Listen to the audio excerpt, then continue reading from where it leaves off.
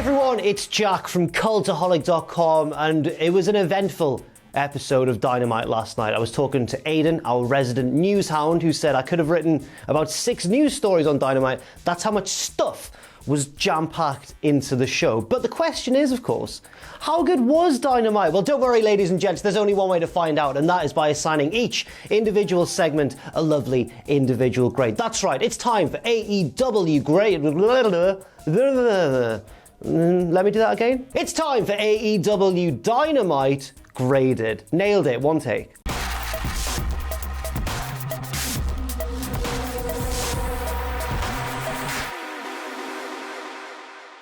Now, it's worth pointing out 2 things before we begin properly. First of all, there were a lot of little interviews and backstage segments in this one. I've tried to lump a few together. I've tried to talk about some individually. Some of them are getting no grade because they were too short, but they were crucial storyline developments, guys, so I thought I had to mention them. And secondly, remember, we're coming off the back of a badly received AEW pay-per-view in All Out. So I think it's very important to see how AEW bounce back. Now, onto the opening segment. So first of all, Jericho and MJF have a bit of a cold open to start the show outside the venue with Tony Schiavone, and they basically kiss each other's asses. Such a stupid little take. Asses! I hate being a presenter, man. Jericho says that MJF was robbed against Jon Moxley and that Moxley cheated, and Jericho has no doubt that MJF will be AEW World Champion very, very soon. MJF likewise says to Jericho, "Oh, I'm so sorry for you that you had to even touch that disgusting Orange Cassidy, and I have no doubt that you will soon regain your AEW World Championship." And they're all like, "Oh yeah, you're a good guy, yeah, let's have a great night, mate." And they walk off in opposite directions and both say simultaneously in lovely split screen, "What a loser." It's a nice little start to the show. It's a humorous start to the show as well, and it shows that the results of the pay-per-view carry over and the characters have taken that emotionally on board. Wins and losses do, in a way, matter. Too short to grade, but a nice little intro. Now on to our first match of the night, tag team action pitting the Lucha Bros, Penta and Phoenix, against Jungle Boy and Luchasaurus. Penta is doing his thing where he removes the glove and he usually throws it to the referee, but instead he just throws it in Luchasaurus's face because he's got zero fear. Luchasaurus is not amused and just starts decking Penta, but Penta fights back because, as I've just mentioned, he's got zero miedo and all that. But Luchasaurus starts to clear house. Phoenix comes in. Luchasaurus nails him with a couple of really hard-looking slams, like genuinely hard-looking slams, and it looks like the baby faces are about to win. But the Lucha Bros fight back because, I mean, they've not been that prominent in the product recently, but they are one of the best tag teams around. They nail Jungle Boy with the double foot stomp package piledriver combo. Penta goes to make the pinfall, and at the same time, Phoenix does his big simultaneous dive to the outside on Luchasaurus, almost landing right on his head. It's so scary, but he just tucks it at the last second, so be careful, mate. Meanwhile, Jungle Boy kicks out of their double team finisher at 2. So brave, so strong.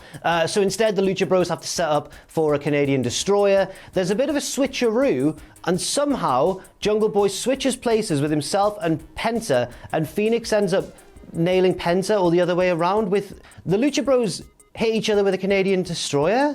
I don't know if I'm a fan of that finish. But anyway, Jungle Boy takes full advantage. It is indeed the finish, and Jurassic Express pick up the big victory. The faces leave and the Lucha Bros are left in the ring. They start shoving each other and arguing. So here comes their stable leader, Eddie Kingston, along with the Butcher and the Blade to try and calm things down. And Eddie is just so upset. Oh, he's like, just stop it.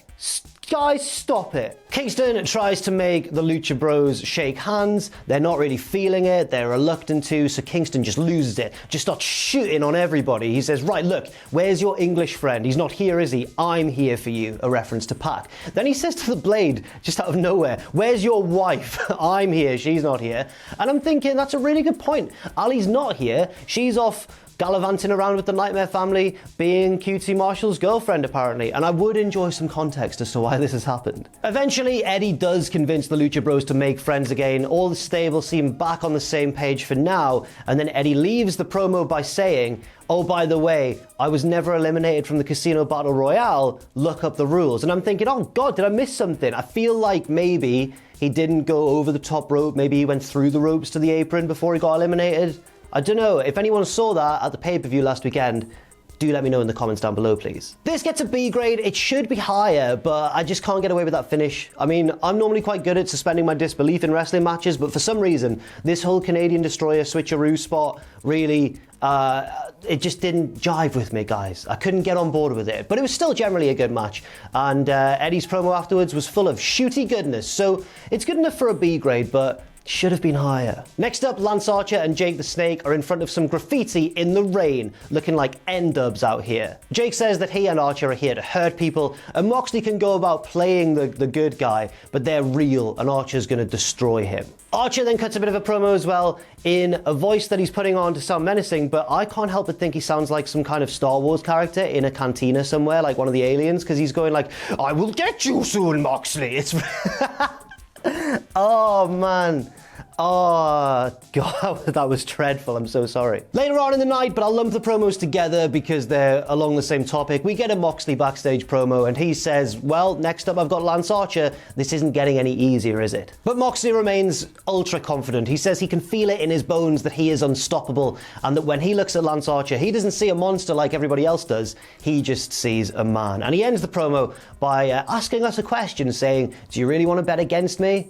Not against Lance Archer, Mox. I'll probably back you there, mate. No grade again for these promos. They were very, very short and at different points in the show, but important to mention, and they were generally pretty good. Next up, we get Matt Hardy. It's nice to see him looking fine, because obviously that was absolutely terrifying at All Out. If you haven't seen it, although who am I kidding, you will have seen it by now, but if you haven't somehow, he suffered a really nasty fall from a scissor lift during a match with Sammy Guevara, and was just totally out. And AEW caught a lot of flack because the match actually continued and they went to the finish, and it was just a very nasty situation. Matt isn't in his broken character here. He's totally normal, he's human. He even seems a little bit emotional to be talking to all the fans, and it's just a relief. This whole promo is just a relief to see him fine. He thanks all the fans for the outpouring of love and support that he has received since that match, and he says that thankfully he is expected to make a 100% recovery, which is great news to hear, and also says that he is very, very lucky, but he'll take being the luckiest man in the world over being the toughest man in the world any day. And he says he's the luckiest man in the world because he has a wonderful family. He shouts out Rebby, who's in the crowd with the baby. He shouts out the other two kids watching at home as well, and generally just seems very at peace, which is nice to see. There was a lot of speculation online, like what on earth will the conversation have been like when Rebby got backstage and saw Tony Khan, because obviously she went a bit understandably mad on Twitter after Matt's scary incident. Matt apologizes that he scared us and apologizes that the match wasn't what he wanted it to be, but he admits that it's probably a good thing that this vendetta with Sammy Guevara is over, because if it had carried on, then someone may have got even more badly hurt. He announces his intention to get healthy again and then return to the ring and start competing in the singles division properly, racking up wins and going for his first title in AEW, and then he thanks us once again. And that's it. This gets a B grade. It was a nice moment. It was a relief, as I mentioned, to see him be okay. And it was just sort of a standard babyface promo, really. There's not a lot to report. It was just about as babyface as you can get. He was thanking the fans, he was thanking his family, and announcing his intention to win matches in the future. I don't know if, the fact that Rebby was there and was on camera quite a lot of times, it cut to her quite a lot of times, and Matt was saying, I'm going to be totally fine and everything.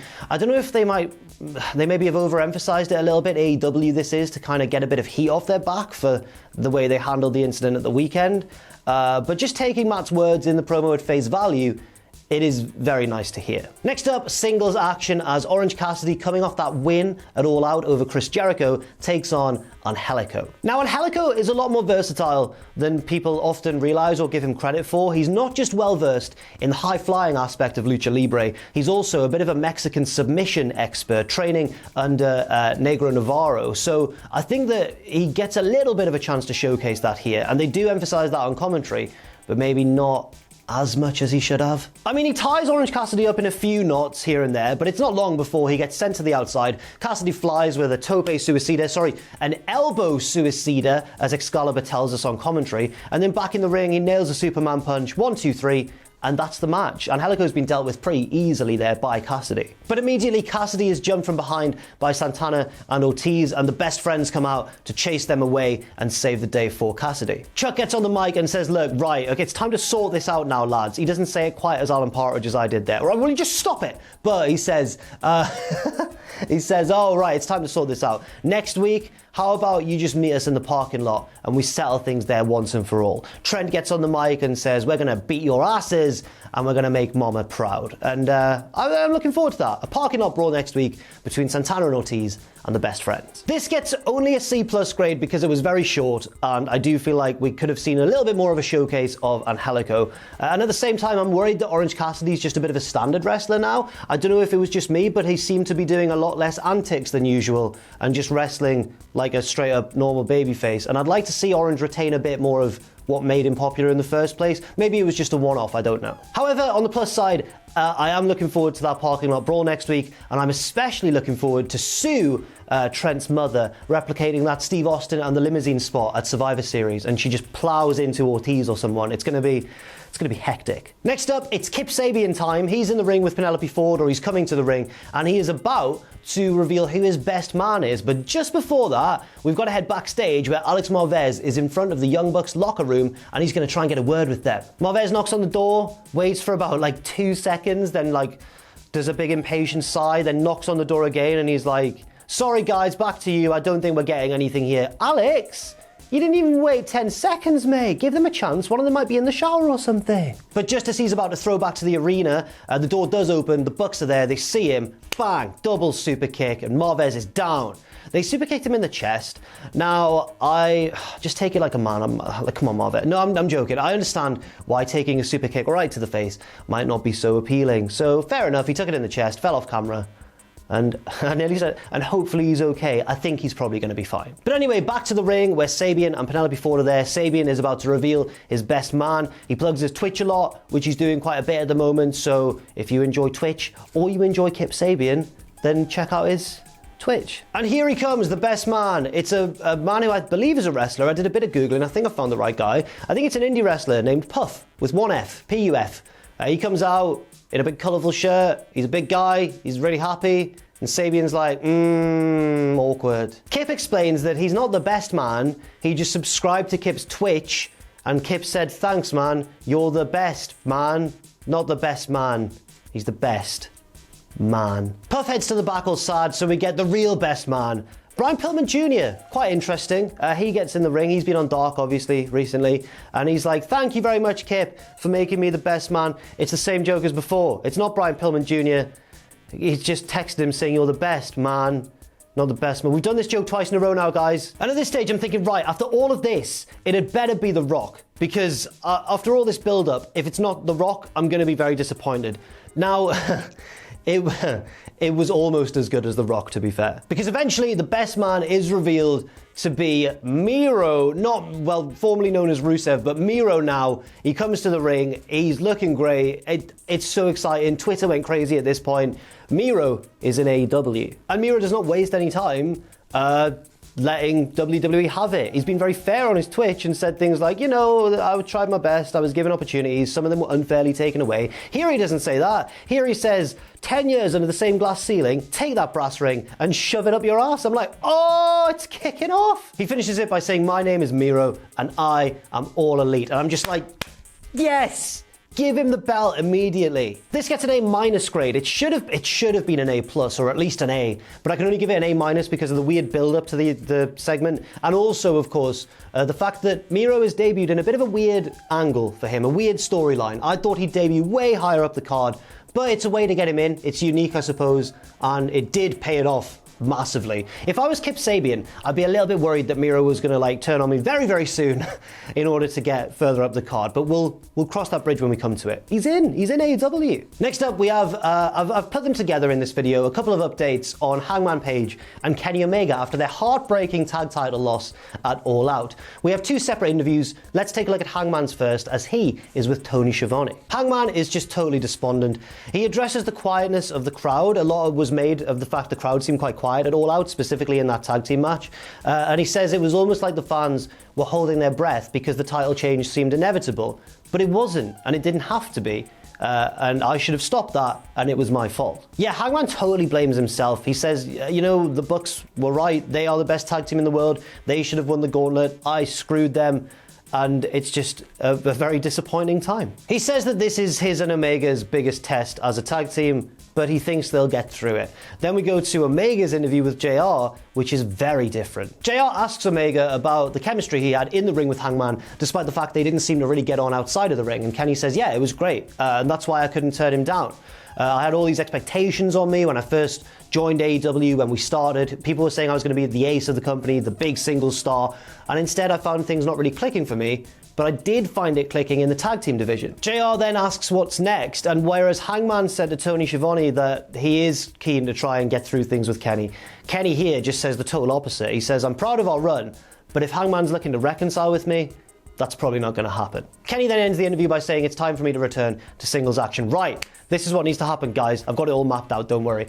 So Kenny needs to somehow beat Moxley. It's going to be really sad, but Kenny should be a heel by this point. With the help of the Young Bucks, maybe. They'll go on a bit of a tear. They'll be horrible. Everyone will hate them. And then Hangman is the hero we need to save the day and take the belt from Kenny Omega. If everything goes like that, I'm going to absolutely love it. I swear down. No grade, of course, because they were just little bits like in different parts of the show. There's been so many little bits like this in this video, of course, but I'm really optimistic about where this is all going. Next up, another tag team match as Chris Jericho and Jake Hager take on Sonny Kiss and Joey Janela. This one's a bit of a street fight slash no DQ brawl. It all got set up when Sonny Kiss eliminated Hager from the Casino Battle Royale, and it's just kicking off immediately. They're brawling all over the place, on the outside, in the ring, up to the stage as well, and then things get a little bit painful looking. Jericho gets Janela in like almost a Walls of Jericho position on the stage and catapults him into the arms of Hager, who just throws Janela off the side of the stage through a table, and it looks like it sucks. It looks like he lands right on the small of his back, and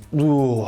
But because Janela's totally taken out of the match, we get a little bit of a showcase for Sonny Kiss, who takes on both opponents and is doing generally quite well, gets on the top rope, and then Jericho blasts Sonny with a fire extinguisher. And I popped huge because I'm a sucker for a fire extinguisher spot, guys. What can I say? Sonny falls off the top rope into a big Uranagi from Jake Hager. 1, 2, 3. And the bad guys win. Score 1 for the bad guys. And then Razor Ramon comes out. No, I'm joking. That didn't happen at all. Jericho gets on the mic and admits that the Inner Circle had a bad night at All Out. A few of them were eliminated from the Battle Royale. Jericho himself lost to Cassidy. Sammy Guevara lost to Matt Hardy. But now it's time for a change. He says that me and Hager are going to enter the tag team division, rack up the wins, he says, to impress the AEW suits and get those tag team titles. And I'm like, okay, this is an interesting development.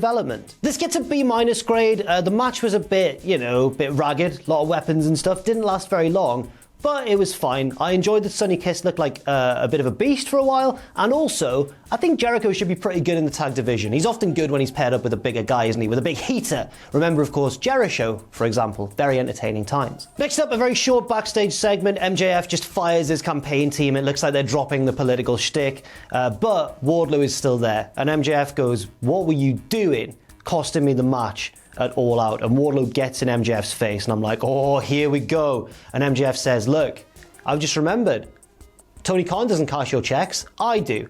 And if you've got a problem, maybe I'll throw you and your whole family out on the street." And Wardlow backs down, and MJF goes, "Good, now we've got work to do." And he walks off, and Wardlow's just seething. And I'm like, oh, that Batista turn's coming. I want it so soon, but I like that they're holding off for now. Next up, we have FTR's tag team celebration ceremony for winning those tag belts. They've got a cake in the ring. They've got some beers. They're handing them out to the other tag teams around the ring. The other tag teams aren't too happy to be there, though. Tully Blanchard gets on the mic and puts over the victory massively and says, "Fear the revelation." And that is what it stands for, apparently. So, thanks for that, Tully. Cash Wheeler gets on the mic and says, "This proves how good we are, because AEW has the deepest and best tag team division in the whole world, and we're at the top of it. I mean, look at teams like SCU," and he points to SCU and he goes, "You guys, it was an honor to step in the ring with you. If that match had happened 20 years ago, who knows who would have won?" Oh, you sly little man. Then Dax gets on the mic and he has a go at Billy Gunn at ringside. I've mentioned this before on camera. I walked past Billy Gunn once and he is the most terrifying man I've ever seen in my life. He's huge. Dax doesn't care. He gets on the mic and says, Billy, just because you're in a second-rate Hall of Fame, shots. It doesn't mean that you and your kid are going to jump the line. He then turns his attention to Jurassic Express and says, congrats on your win tonight, guys. You get a match with us next week, but it's not for the titles. You haven't earned that. And maybe if you beat us next week, then you'll get a tag title shot. But let's be serious, there's no way we're going to let a comedy gimmick run our tag team division. And Jurassic Express are like, right, that's enough. They all get in the ring, they surround FTR, who are like, whoa, this isn't a fight, this is a celebration. Then they take a little cheap shot and run out of the ring. They reconvene on the outside, and little Marco Stunt, what a cheeky little boy, he throws the ice cooler over their heads on the outside, and they're all like, disrespected, and they storm off to the back, while the other tag teams in the division all take a lovely slice of cake and seem to be enjoying themselves in the ring. This gets a B+, good promo work, no major developments here, but I like the vibe. I like that nobody likes FTR, but nobody seems to be able to do anything about it because they're so good. Next up, Taz is on guest commentary again. He says, just got word actually in my ear, guys. Darby Allin's here he comes. And Darby Allin's music hits. And once again, it's Ricky Starks dressed as Darby Allin. We've seen this bit already. Ricky challenges Darby Allin's definition of relentless, because Darby's always calling himself relentless. Well, Ricky says, I think you're more just reckless. I'm going to show you the true meaning of relentless. And he heads to the back. And that's it. This gets a C graded. It just felt like filler. I was waiting for Darby to drop in on him from the top of the arena at any moment. But let's face it, he is probably home playing the remade Tony Hawk game. And who can blame him, to be honest? Bob Burnquist for life. But yeah, it just seemed like filler. C is the grade, but on the positive side, I think they could have an absolute hell of a match in the near future. Next up, the penultimate match of the night, Nyla Rose taking on Tay Conti, who of course is formerly of NXT and looks visibly emotional as she makes her way to the ring because she got signed earlier that same day, and it's just really nice to see. However, it is the first time we've seen Nyla wrestle on Dynamite for a couple of months now, so I don't really fancy Conti's chances. Conti shows some nice technical stuff early on. She almost traps Nyla in a few submissions, but Nyla just takes control by raking her face and stomping on her and slamming her down, and all that unrefined stuff that Nyla Rose does so well. It's a good clash of styles here between the clean technical stuff and just the strength and the power of Nyla Rose. Conti almost traps Nyla in a submission, but Nyla reverses that with a big slam and then the beast bomb. 1, 2, 3. And Nyla's picked up her first big victory on Dynamite in quite some time. Vicky Guerrero, who is of course now Nyla's manager, gets on the mic and says the Vicious Vixens are here to take control.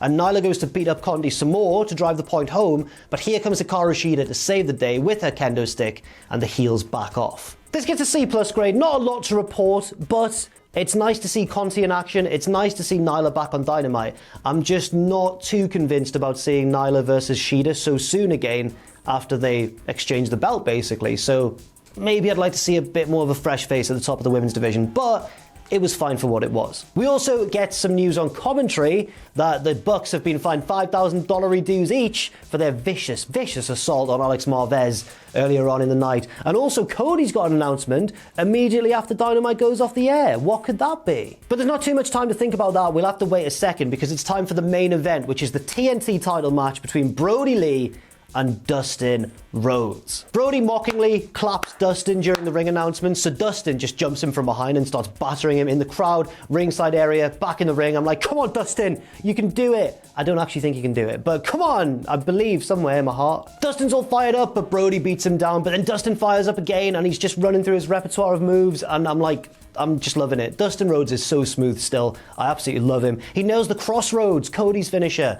but Brodie survives and kicks out at 2. John Silver, the Dark Order member, of course, is at ringside for this one. He distracts the referee, which he thinks is going to allow Brodie to cheat, but instead, Dustin just boots him in the balls and nails a pile driver. And I'm like, oh, it's going to happen. 1, 2.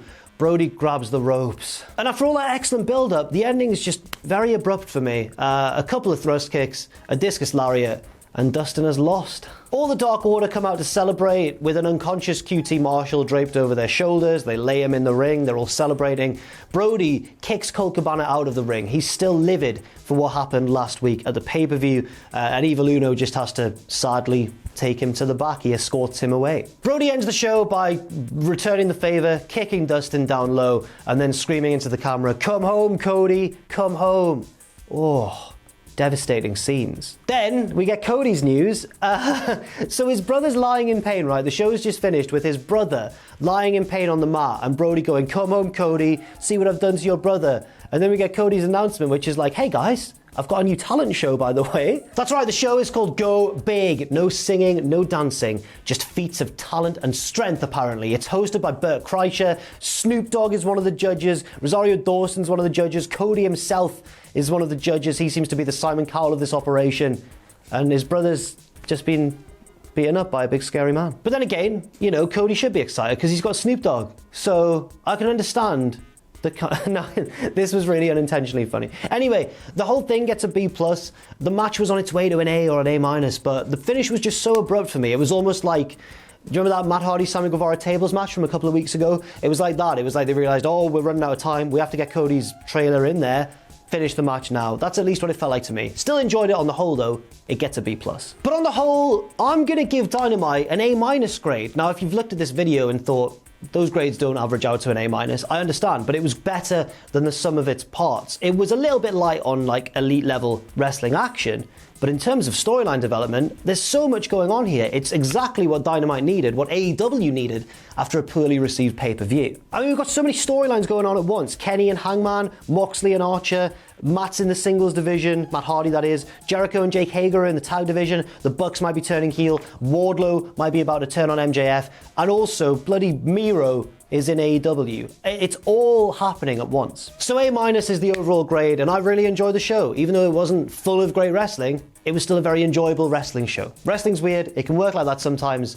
And that's it. Thank you very much for watching this video. I've been Jack from Cultaholic.com. Leave your thoughts and opinions on this episode in the comment section down below. Stay safe out there, of course. Stay positive, and I'll see you very soon.